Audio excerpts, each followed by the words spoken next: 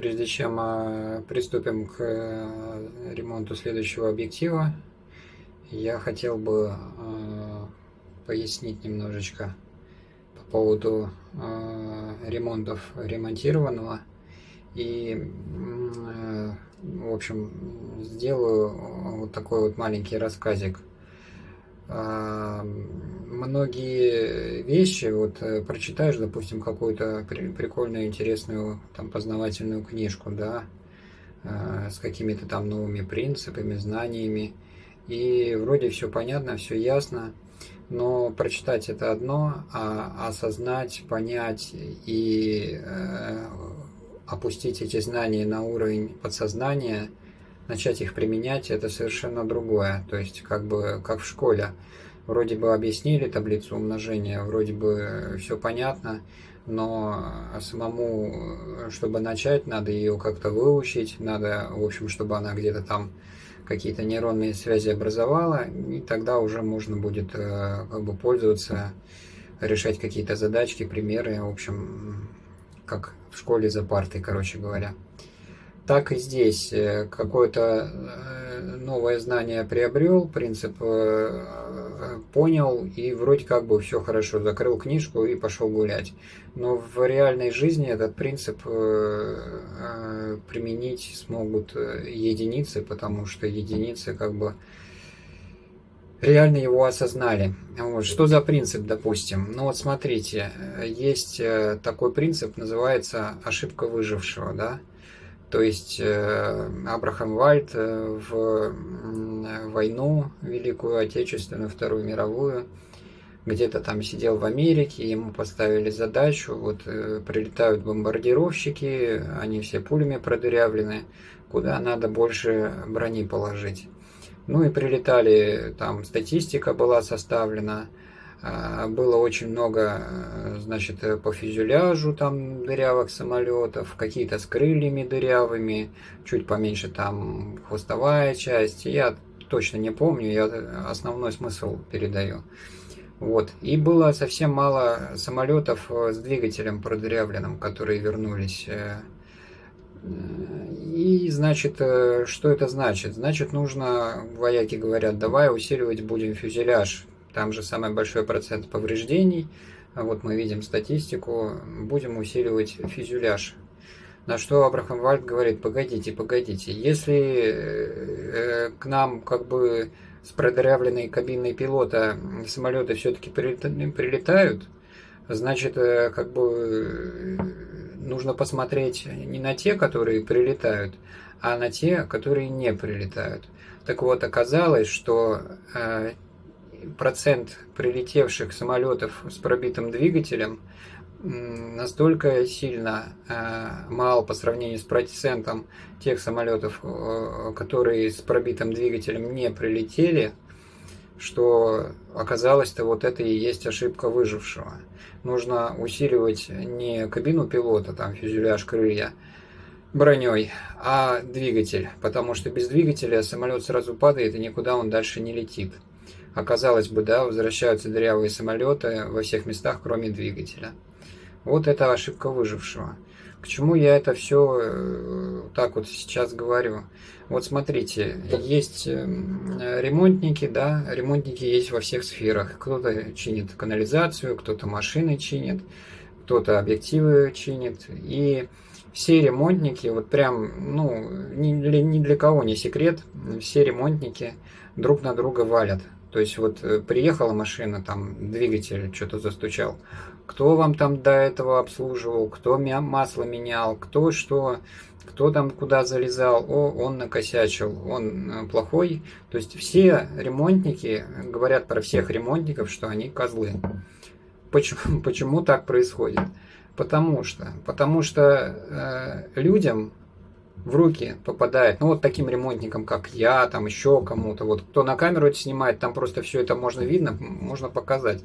Так им потому что в руки попадает то, извините меня, как это, которое как бы как ошибка выжившего, то есть которая постоянно ломается. А почему она постоянно ломается? Потому что люди, которые вот это сделали, они сделали это плохо. Потому что те, которые делают хорошо, после них работа уже не попадает в руки ремонтника в следующий раз. То есть вещь эта, она уже отремонтирована хорошо, и она работает. Ее не требуется больше ремонтировать. Поэтому, как бы, если отремонтировано хорошо, больше это в ремонт не попадет к ремонтнику. Да? И ремонтнику попадет в ремонт только то, что было отремонтировано плохо. Поэтому он, какой бы он там хороший или плохой не был, он, согласно ошибке выжившего, будет всегда говорить одно и то же.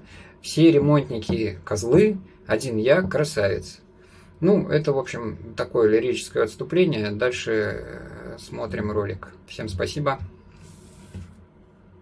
Это 24×70, видавший виды. По передней лензе немножечко царапинок, ничего страшного. Здесь удар падения было. Соответственно, у нас ожидаются разбитые колары. Немного туговат он по зумированию 24-35. Но это тоже может быть из-за того, что колары уже разбиты. Фокус легкий, плавный. Зумирование, как я сказал, уже туговато в районе 24-35. Почему он у меня в руках? Ну, пыль внутри, ладно, как бы проблема не в пыли. У него проблема с фокусировкой в автоматическом режиме. Сейчас покажу, как бегает мотор. То есть вот на 70 у нас все хорошо, правильно пробегает дистанцию фокусировки. На 50 уже вот такая ситуация происходит. На 35 тоже. То есть он что-то ему не дает работать корректно фокусировки. На дистанции отличной от 70 получается. Ну, где-то там бывает, проскакивает там на 35-50, начинает работать. Что-то случилось. И сейчас я буду с этим разбираться.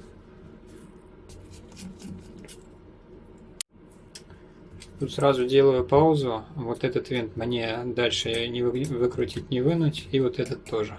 Обычно так происходит, когда там проблемы с пластиком. Так что аккуратненько поднимаем крышечку. Ну вот, что-то получается, да? Тяну и кручу. Ну, этот можно уже так не делать. Так. И пробуем это все дело разобрать. Разбирается. Хорошо.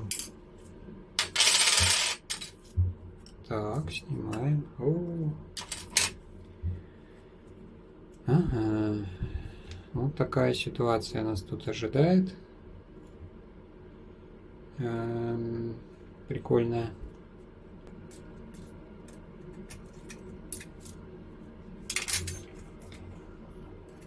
Шлейф отклеен, это неправильно, это плохо. Шлейф мененный, плохой, не оригинальный. Здесь забыли даже скотч, не отлепили, не приклеили к линзе.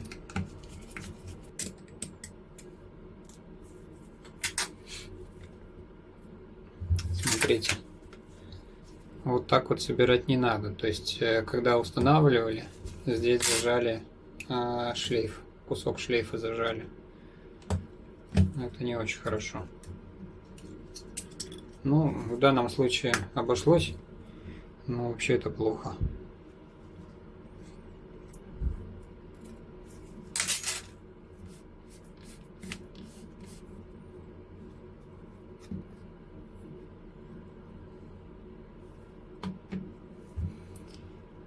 Угу. Так, вот у нас геликоид в руках. Мы его должны с какой-то силой зумировать. Видим все вот эти вот метки, которые означают, что кто-то его скрывал и что-то здесь делал. Что происходит-то? Как так? Ничего себе. Такое ощущение, что ее погнули специально. Так тогда она резкой никогда не будет. Видите, что происходит? Вот здесь вот выгнуто. То есть вот здесь вот прибор. Тут, конечно, калибрами надо мерить. У меня калибров нету. Так, штангенциркуль в нулях. И вот меряем, где у нас тут проблема. Вот здесь вот проблема, да? И меряем в этих точках. Что мы намеряем? 4,21. Это очень много. Вот. И примерно тут же меряем в другом месте. Видите? 4, 3,95. Ну, все колары по 4 в диаметре. То есть, что тут не делай, с фокусировкой тут полная беда будет, потому что вот этого быть не может ни в каком определении. Скрутить колары. Колары вообще без фиксатора резьбы закручены. Вот, как тут? Нету фиксатора резьбы вообще. Просто закрутили как закрутили, это и все.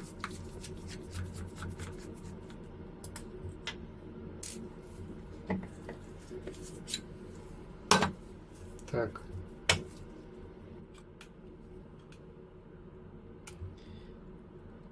Ну вот такой вот колор. Но он разбит полностью. Полностью разбитые колары. Теперь смотрим относительно того, как он работает без этих колоров. Ну, относительно мягко. Вот видите, я легко вращаю геликоид. Ладно, с геликоидом понятно. В общем-то, все. С этой штукой. Ну, здесь нормально. Хорошо. Теперь беру вот эту деталь. Здесь нету металлической. Вот она, да, выпала. Есть. Ладно. Здесь шлейф цел, но отклеился. То есть его надо приклеить, потому что иначе он попадает под зом и все, его рвет. Шлейф тоже отрывается здесь. Тут отрывается. Здесь у нас линейка и оптический датчик. Если бы он был грязный, было бы все сразу понятно, но он не грязный. В смысле, щетка не погнута, все хорошо. Я это убираю. И где пружинка, где шарик, вот они. И не есть, это хорошо. То есть масла, следов не вижу. Вот 1,9 мегаома. Это излучатель 1,8, 1,9 мегаома он показывает. Ну вот 180 мегаом. Вот так вот делаю. И поближе свет ставлю. Видите, 49,1. То есть оба диода, и передатчик, и приемник излучения, они работают. Вот, но это еще, скорее всего, не финал. Поэтому он и крутил 3,7.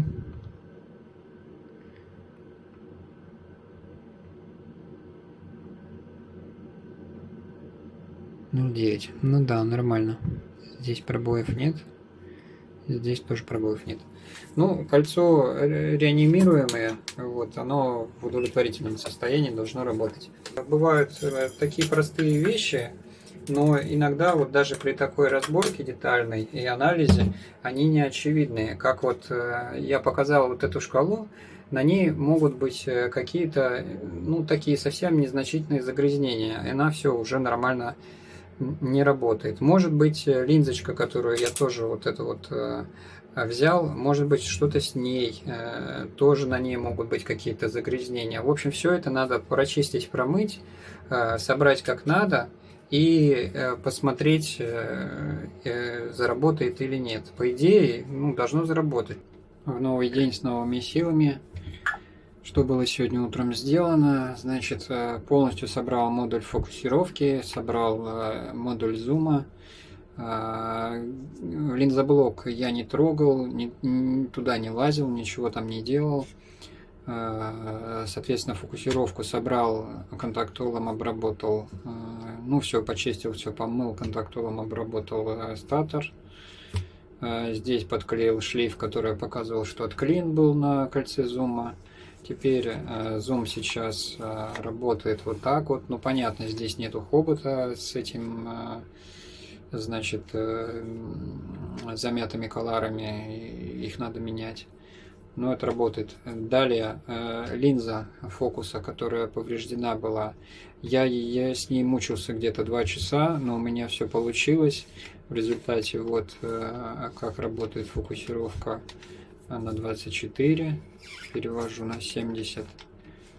Вот так вот работает на 70. Люфтов там нет. Я потом покажу, когда разберу снова, потому что все это, естественно, будет еще раз разбираться. Теперь беру камеру и устанавливаю этот прибор, полуприбор, так сказать, на камеру. И смотрим, что у нас получается по фокусировке. Да, основная наша проблема. Вот, мотор на 70 пробегает всю дистанцию, ставлю на 50. Вся дистанция 35. Вся дистанция 28. Ну давай же. Вот. Еще раз. Вся дистанция. И 24. Все, проблемы нет, фокусироваться он будет, то есть с этим я разобрался полностью, фокусировка полностью работает.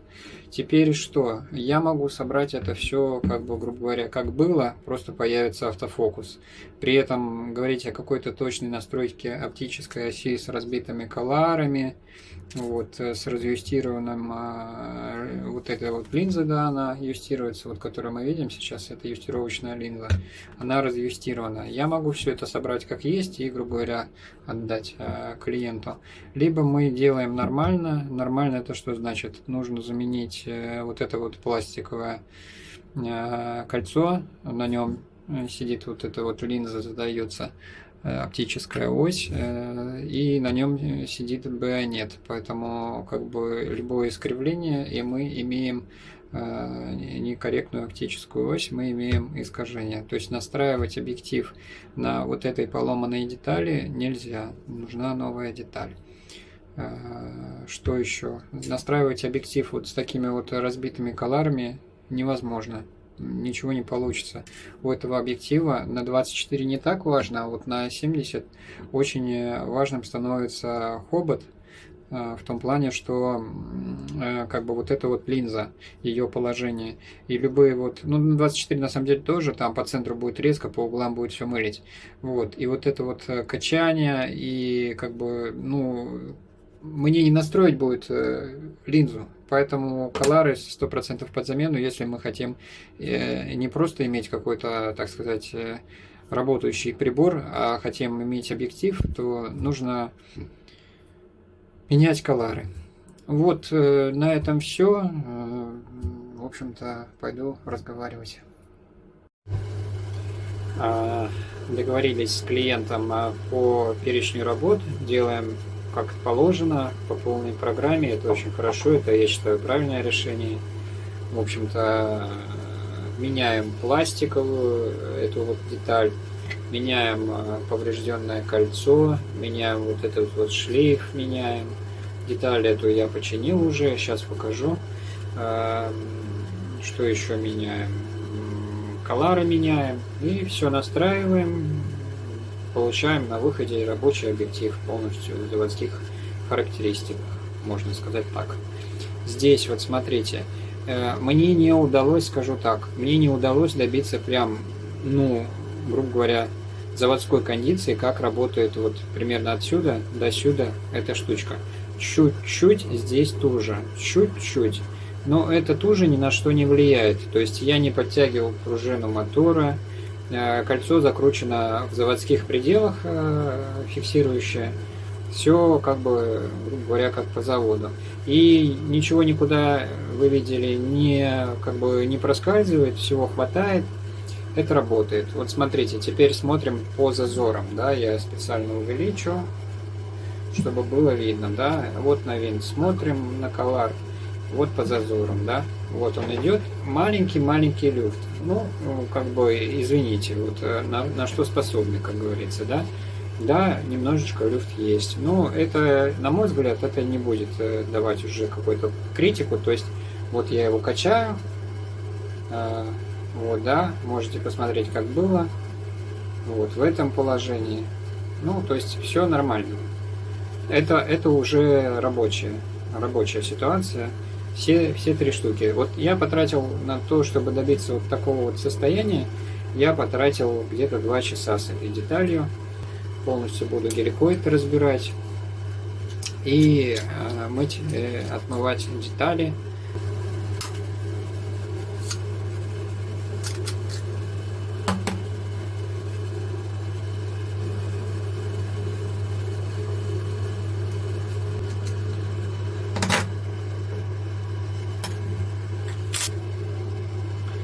Когда меняли шлейф, вот эту вот деталь не убирали, и вот эта вот штука, это клей, который остался от родного шлейфа.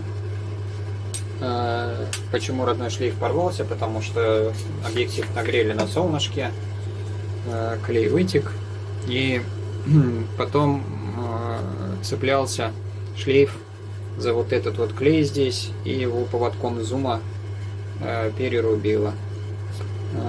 Теперь можно это будет ставить назад.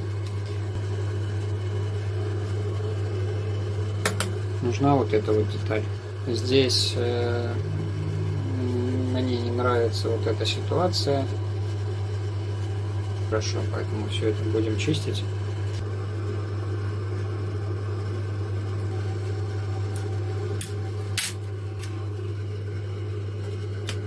Убираем линзу и займемся попозже по шлейфу.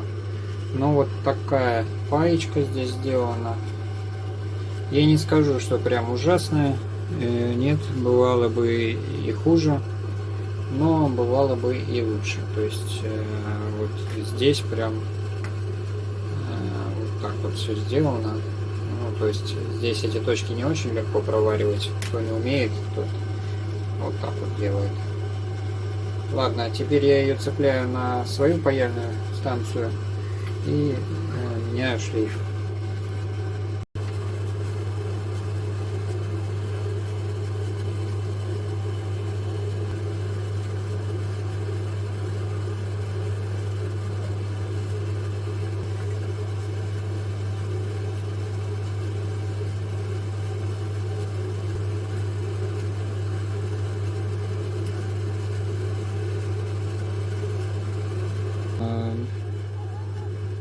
Поверх старого обрезанного припаяли новый. Ну, так себе, короче. Сейчас я ее почищу. Вот у меня тут поразлеталось, пока я отпаивал. И буду припаивать новый шлейф.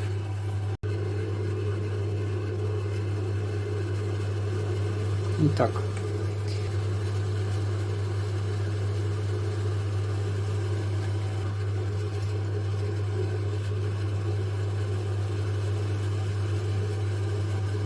Ну, вот так вот это у меня выглядит. Ну, тоже, наверное, не идеально. Я не скажу, что я прям мастер пайки. Но покрасивее, чем было. Сейчас мне надо это все очистить от канифоли. И все. В общем-то, на этом все будет готово. А модуль собрал. И теперь все почистил, все чисто. Теперь я его интегрирую в блок. Здесь тоже все помазал, все как надо. Ну все, эту деталь я сделал. Все здесь супер стерильно, все супер чисто. В нулевое положение выставлены все колары для того, чтобы дальше это отъюстировать нормально. Полностью отмыть, очистить. Для этого мне надо раскрутить и, собственно, делать это. Деталь отмыта, почищена, высушена, что я не знаю еще, что с ней сделано, смазана она. В общем, короче, готово. Теперь у нас должна произойти свадьба. Свадьба вот раз и два. Но вот прежде чем произойдет свадьба, мне нужно вот здесь вот помазать. На сухую свадьба не происходит.